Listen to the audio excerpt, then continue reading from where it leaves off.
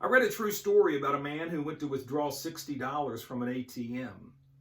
And just as the money was about to come down into the slot, he dropped something onto the ground and he picked it up, put it in his pocket. But then he absent-mindedly walked off without getting the money out of the machine.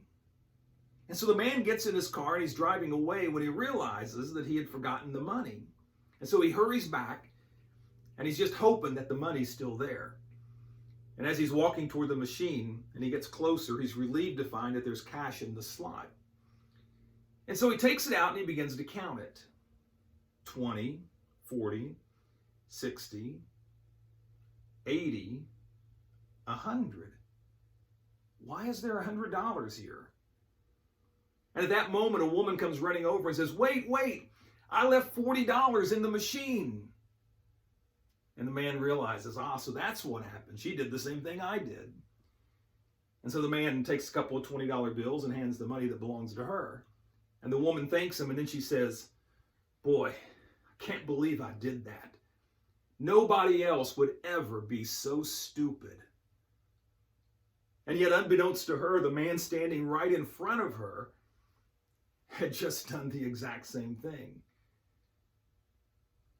Many times, we are so hard on ourselves whenever we do something stupid, and we need to cut ourselves some slack, because in most cases, there are many others who have done very similar things.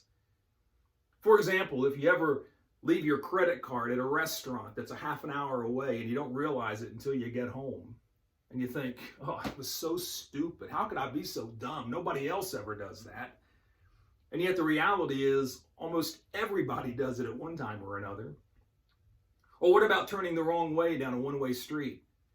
A number of years ago, Cindy and I were in downtown Cleveland, and I went to turn on a street, and I didn't realize it until it was too late that it was a one-way street, and it was downtown Cleveland, very busy. And when I turned, the car that was sitting there at the traffic light was a police officer. I mean, the front of my car was facing the front of his car. And so I whip around real quick, do a U-turn, and get back out on the main road.